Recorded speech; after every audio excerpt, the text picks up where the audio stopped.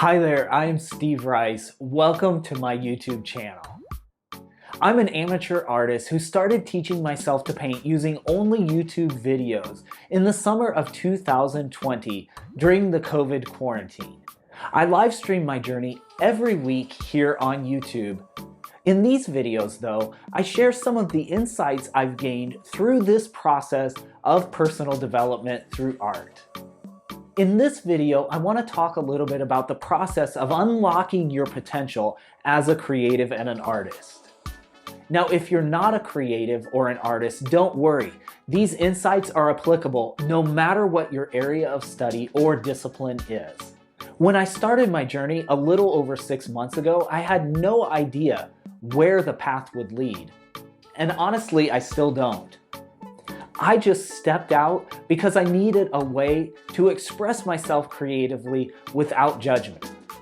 So what have I learned? So first, you have to just start. You have to begin the work, you have to set out, you have to do the thing, and you have to be willing to do it imperfectly. In order to improve, in order to get better, you have to be willing to be bad at something first. The next insight is don't judge. If you assume imperfection without expectation, this frees you to express yourself creatively, and it also frees you from the expectations or the judgments of others. It allows you to let go of what other people think or say because your own expectation is without the assumption of perfection or the assumption that your art or your process should be anything other than what it is.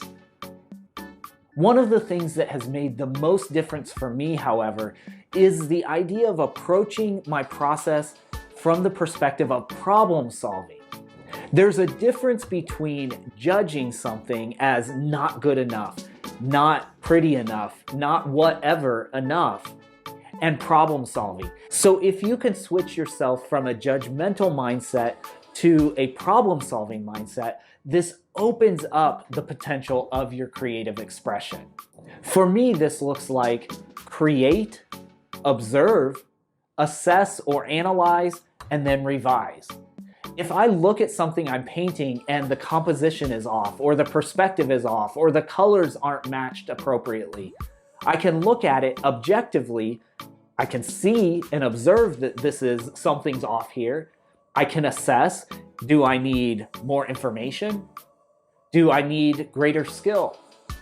And then I can revise. If I need more information, I can go into problem-solving mode. Instead of saying, this isn't good enough, I say, what information do I need? This is a proactive way to developing your creative expression.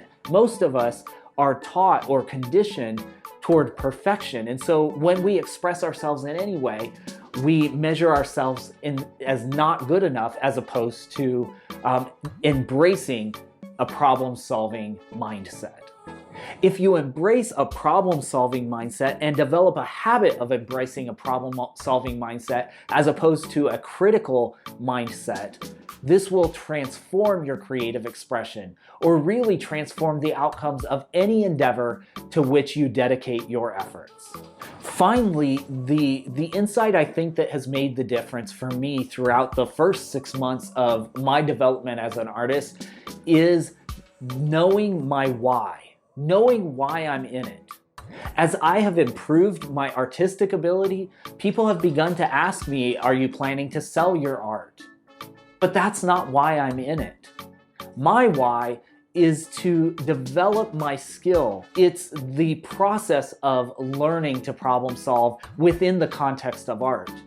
And so if I never sell a piece of art, if I never sell a print, this is good enough. This is the process. This is my why. This is the reason I'm in it. The key is to be honest with yourself about your intent in any endeavor to which you dedicate yourself. So for example, in my case, if I had jumped into art and had not been honest, and I really was looking to develop a stream of income that would be revenue generating for me, but I was telling myself that, oh, I'm in it for the development of my artistic expression or to push myself beyond, my comfort zone, I would be disappointed, and quite honestly, the unlocking of the potential that I have as an artist would actually be constricted. There would be obstacles because my intent is not aligned with what I'm saying. If you create out of desperation or anxiety